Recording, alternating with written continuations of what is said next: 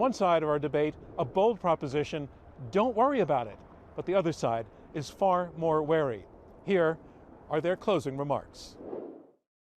Mark Twain famously told us that it's often easier to fool people than to convince them that they have been fooled. And I am here to tell you, with my friend Dr. Galbraith, we have been fooled. And they are trying to fool you tonight. And the American people are often fooled into getting confused about government deficits. The word itself sounds like a problem. You hear someone say the government's budget is in deficit, it almost, on the surface presents as a problem. And what we've tried to do here tonight is to cast a different light on this thing that we call the deficit, to remind you that on the other side of the government's deficit lies a financial surplus for someone. Who gets it and for what purpose? Those are important questions. The CARES Act that I brought up a couple of times already tonight was an example of a government using its deficit to send unemployed workers an extra $600 a week to help keep them whole, to send a $1,200 check to most Americans in the pandemic to help out with costs, to help small businesses keep their workers on payroll and cover expenses. That's an example of government using the deficit to deliver a financial leg up for struggling people. Another example of using deficits was the tax cuts that Republicans passed in 2017, a roughly $2 trillion addition to deficits that delivered a financial windfall to the people in our society who least need the help. So as a reminder, every deficit is good for someone. The question is for whom and for what. Right now, the last thing we need to do is turn on government deficits, to be afraid of them, to begin to worry about them, because if we do that, our lawmakers in Washington are going to pull back. They're going to refuse to provide the fiscal support that our economy desperately needs, and that's going to hurt all of us. So I'm asking you not to worry about the deficit, not to get fooled, and to vote for the movement. Thank you.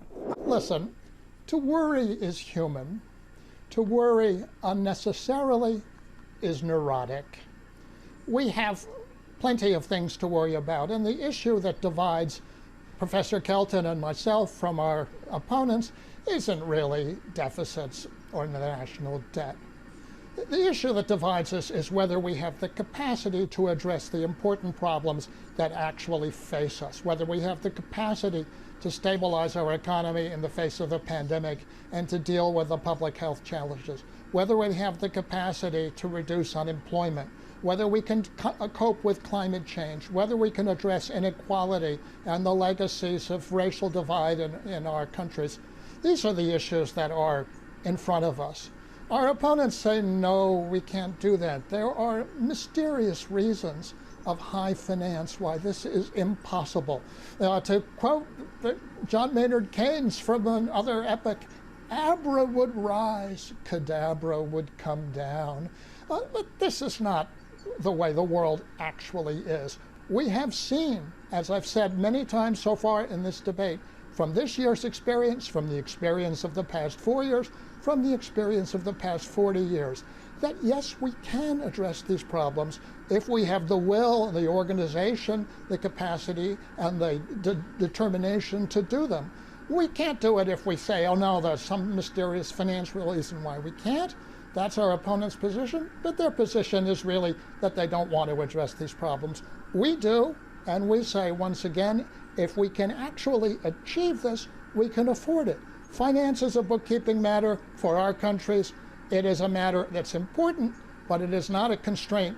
And people should stop worrying about things that are not important so that they can focus their will and the attention on things that truly are.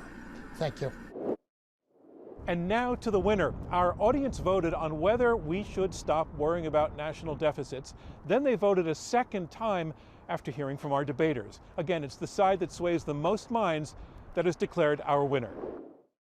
On the resolution, stop worrying about national deficits, before the debate, in polling our live audience, 55% were in agreement with the resolution, 29% were against, and 16% were undecided. Those are the first results. Again, it's going to be the difference between the first and second that determines our winner. On the second vote, it went like this. The resolution, Stop Worrying About National Deficits, their first vote was 55%. Their second vote was 73%. They pulled up 18 percentage points. That's going to be the number to beat. Let's see the team against the resolution. Their first vote was 29%. Their second vote went down to 24%. It means this debate goes to the team arguing for the resolution, Stop Worrying About National Deficits. Our congratulations to that team.